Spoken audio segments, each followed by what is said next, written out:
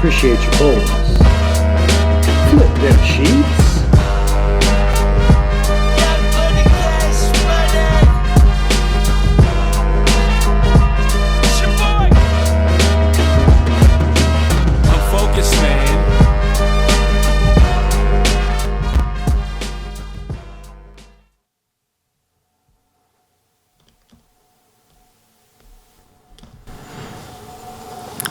Okay.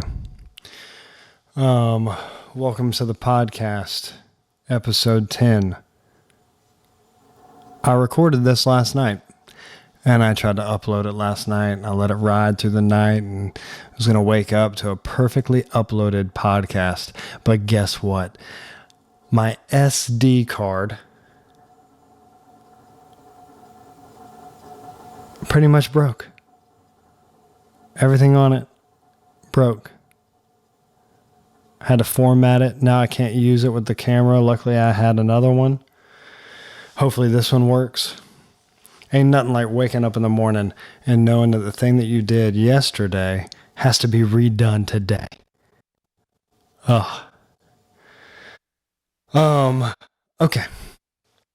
Things I talked about yesterday in the podcast that I'll talk about right now in the podcast.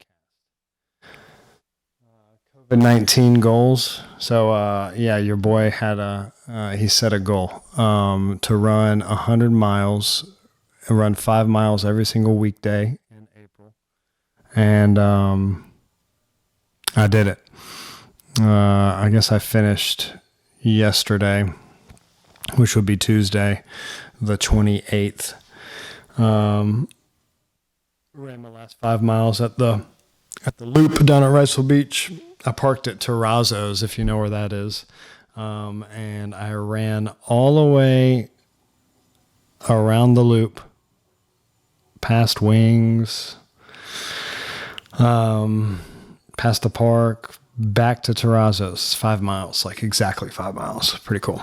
And I took it in. I didn't run it very hard or anything like that. But my first day, so April 1st, I ran 5 miles in 56 minutes and 44 seconds or something like that. And then I ran on Monday my fastest time, which was 46 minutes and 15 seconds. So I shaved 10 minutes off my 5 mile time in April, which is kind of oddly satisfying. I don't know. It's weird. So those are my COVID-19 April goals. The May goals are going to consist of a lot of kettlebell stuff and running still, but more weight training, I guess. I got to do something, man. All my goals got stripped away from me, right? I'm not going for a conference championship, playoff run, state championship in baseball. That got taken away. And then the goal of preparing you guys for the AP exam pretty much got taken away from me too. It's really quite hard to feel like you're working towards a goal that is super achievable, by the way. To make a 3, 4, or 5 on the exam. If I had you in person, I'd feel a lot more confident about it. And if it was the same test that I was preparing to,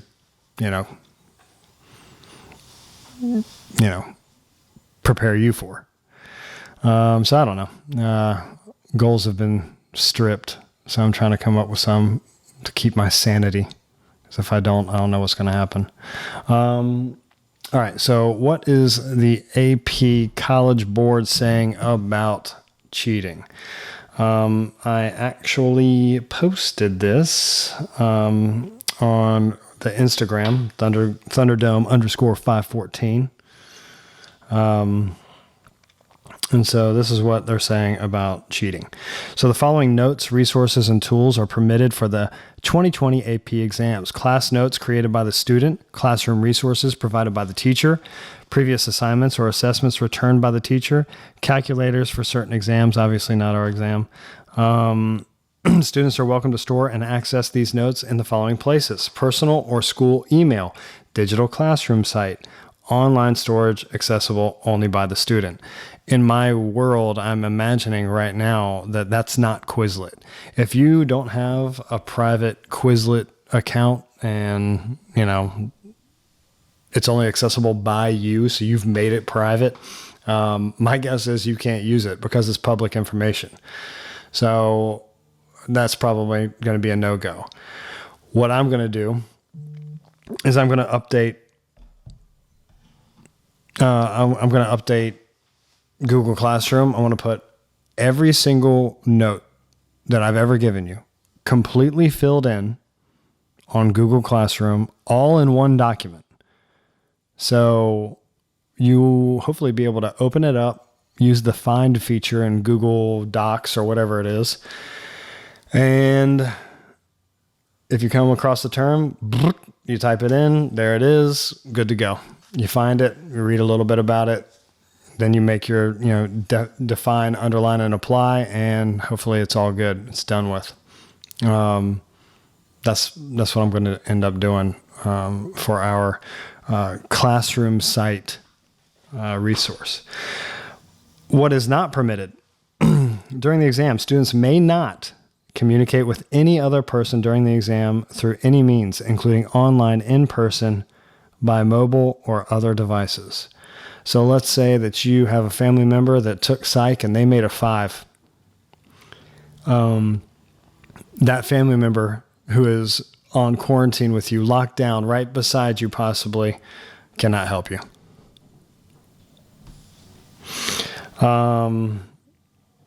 Crowdsource support from group messages, online forums, or social media. I was thinking about doing this, and then I got this little update. What if I went through and said every single term in a 15-second blurb, created a story for each one of it, and then created highlights on my Instagram page where you could just click through and find that term immediately, and it was me telling you what the term is. But we can't do that. So none of that on social media. And then don't incorporate the work of another person into their own exam response. Don't copy and paste anything. Okay? Get good at summarizing it and putting it on there like that. In saying that, hopefully that clears up a little bit of stuff. My guess is they're going to use some IP tracking information, whatever, to make sure that you're not accessing the websites like Quizlet and stuff like that. But Google Classroom will be available for you. So let's put as much stuff as we possibly can there. There's books on there, man. I mean, I put several books on there. So please understand that those resources are available for you. Last night I was drinking a diet ginger ale. And this morning I'm drinking a coffee. And I'm perturbed, if I said that right. All right, next thing. Grading. So, in Google Classroom, I uploaded 2 documents about grading. One says clarification for grades, and other one is frequently asked questions grades. That one, the FAQ grades state PDF that I uploaded, it just goes through what the state says about 9 through 11th grade. You click on it, pops up. It's like an infographic. So high school students, grades 9 through 11. Students in grades 9 through 11, and non-graduating seniors will choose how each final course grade will appear on their transcript for the currently enrolled courses, year-long and semester courses. If students cannot be reached to make a choice, they will be permitted to do so after the school building reopens, whenever that might be. Obviously, next school year. So you have 2 options. Option 1, report the numeric grade, their highest grade representing either their learning as of March 13th or as improved through the semester as remote learning continued. So whatever you had as of March 13th is what you would probably end up having if you accepted that grade. Not necessarily in my class, but in like a regular class, not a year-long class. So March 13th, boom, accept the grade. Maybe you had a B. Cool. And you get that GPA that goes along with it. So you get that, 3.0. So students will receive credit for the course, and then the numeric grade and quality points for each course will be used to calculate GPA. If you got a great grade, awesome. I'd take this route, get the good GPA, and go, and just continue on. If you don't have a great grade, option 2 might be your way. So option 2, report a PC-19 or a WC-19. So PC-19 would be passing credit 19, and then WC-19 would be withdrawal credit 19. Students opting to receive a PC-19 will receive course credit, but it will not impact GPA. WC-19 will not impact GPA as well. So if you choose the withdrawal credit 19, you basically just get like a free redo if you really wanted it. So WC-19 receives no course credit, but students could take advantage of future credit recovery or repeating a course for credit. Student promotion and retention will remain the decision of the school principal and staff. So it's still up to the principal and staff if you get the PC-19 or WC-19 or whatever it is. Schools will primarily focus on retention cases that were already underway prior to March 13th. The school's only going to really be concerned with you failing if you were failing prior to March 13th, which nobody in my classes were. So good. And then senior stuff, we've already kind of gone over that. So, then we have clarification for grades. So Miss Blue made this letter and she sent it out to parents. And look, I put it up there and it's really good. It still says from Miss Blue and all that kind of stuff, which is awesome. I'm going to give her credit for it, obviously. But it gives so many examples of what kind of student you might be. So, you got student A, that had 3 grades student A's quarter 3 grades are all an A. So you have some options moving forward. This student can complete remote learning work. I highly recommend she does for the sake of learning. A student will get an A even if she doesn't complete any remote learning work. Grading options. The student can take the A. Abby should, as it will help her GPA.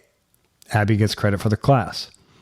And then there's another option. Abby can take the PC-19 and get credit without her GPA being affected. That'd be silly for student A.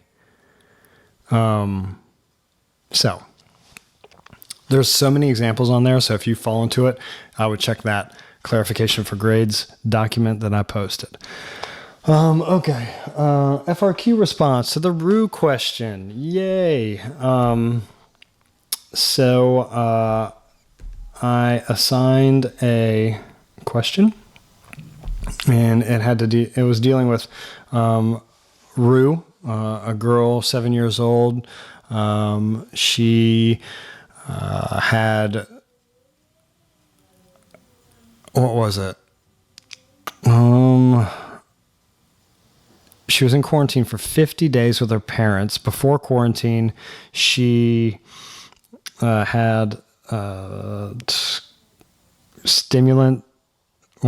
caffeine and sugar restrictions after 3 p.m. and a strict bedtime routine.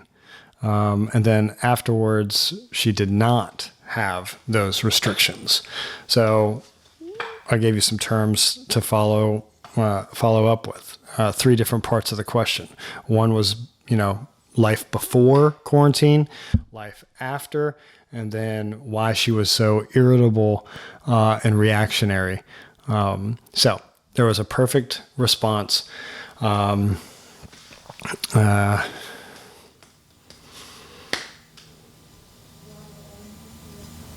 guess the student's name kind of sounds like this. Malik's Mean.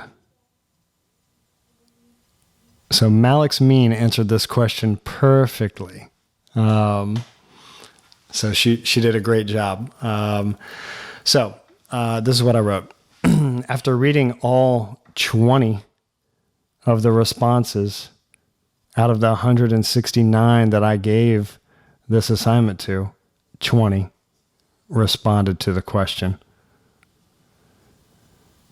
This is the answer that would have scored perfectly. Quite a few of you confused authoritarian parenting, my way or the highway, with authoritative parenting, high standards with induction, which means that they reason. It's like they don't say because I said so. They say, no, don't jump on the bed because you might fall off and break your arm.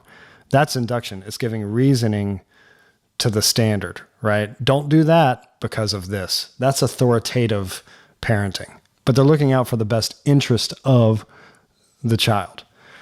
So this student destroyed the free response. Great job. Authoritative parents are responsive to their children while maintaining clear behavioral standards. Before quarantine, Rue's parents were authoritative parents. They set restrictions on her sugar and caffeine intake and set specific bedtime routines. They're looking out for the best interest of Rue.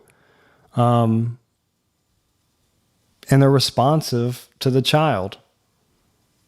You know, they have high standards. That's perfect. Stimulants are a type of psychoactive drug that increases brain activity, arouses behavior, and increases mental alertness. Caffeine, being an example, is what the student says. And if you said sugar and caffeine, you got it wrong, because sugar is not a stimulant. Caffeine is a stimulant. So it's asking you to be specific of, which one is the stimulant, sugar or caffeine. So hopefully you chose wisely and said caffeine, just like this student. So before quarantine, Rue's caffeine intake after 3 p.m. was restricted so that she would be able to fall asleep by 9 o'clock and the caffeine wouldn't keep her awake. Perfect. Now we talk about life after quarantine, 50 days of quarantine. So the first one was conditioned stimulus. A conditioned stimulus is a formally neutral stimulus that was paired with an unconditioned stimulus and eventually acquired the ability to elicit a reflexive response. What a perfect definition. Rue's bedtime routine conditioned her to fall asleep at the same time every night. However, during quarantine, she is not receiving that conditioned stimulus and is going to bed much later. That's right. The routine is the stimulus, the conditioned stimulus, right? You could have gotten really specific with it, but the routine is what it is. I mean, you could say that at 8:15, there was a conditioned stimulus of bath time, and you could have used that, and been a little creative with it, but you didn't have to. This is perfect. And then we go into extinction, which is another classical conditioning term, right? So extinction is when a conditioned stimulus is repeatedly presented without the unconditioned stimulus. So the conditioned behavior disappears. I've talked about this with breakups. If you want a clean breakup and you don't want it to continue the way it was, then you can't respond to the text. You actually have to ghost them. You have to ghost them just like most of you guys have ghosted me when it comes to doing free response practice questions on here. You ghosted me. It's okay. I'll find you. So extinction is when a conditioned stimulus repeatedly presented without the unconditioned stimulus, so the conditioned behavior disappears. As Rue has not been following her usual bedtime routine during quarantine, the response of going to bed at 9 p.m. has become extinct. And that's exactly what it is. The conditioned stimulus gets taken away, right? And then if the conditioned stimulus gets taken away, then eventually the conditioned response goes extinct. That's what happens. In Pavlov's experiment, it's pretty much the food gets taken away, right? And,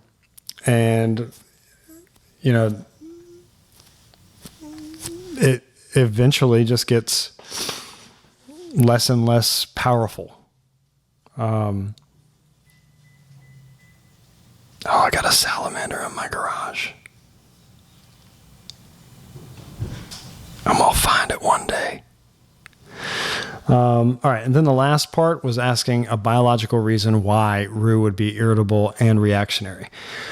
Rue may be more irritable and reactionary due to lack of sleep.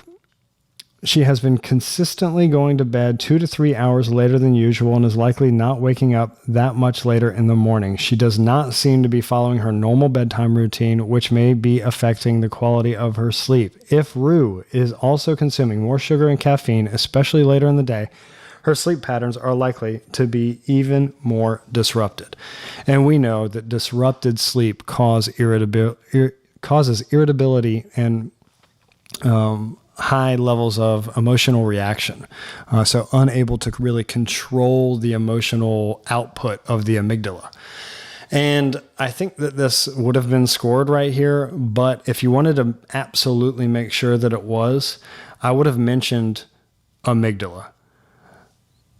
The lack of sleep that Rue is experiencing would have had an effect on her tiny almond-shaped cluster of neurons in the limbic system called the amygdala.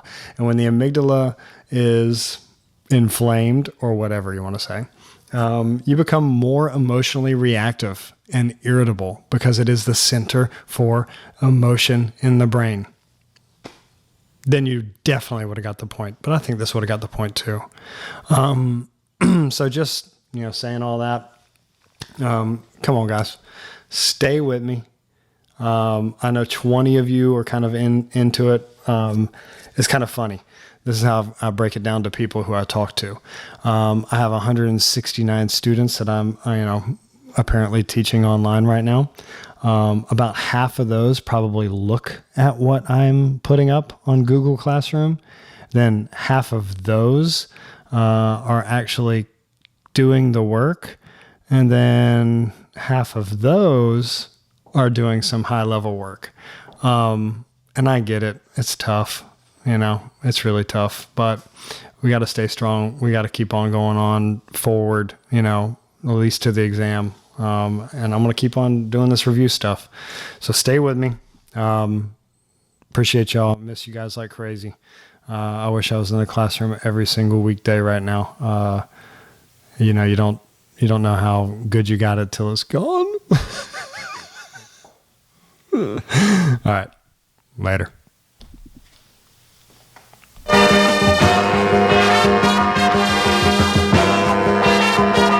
Welcome to another edition of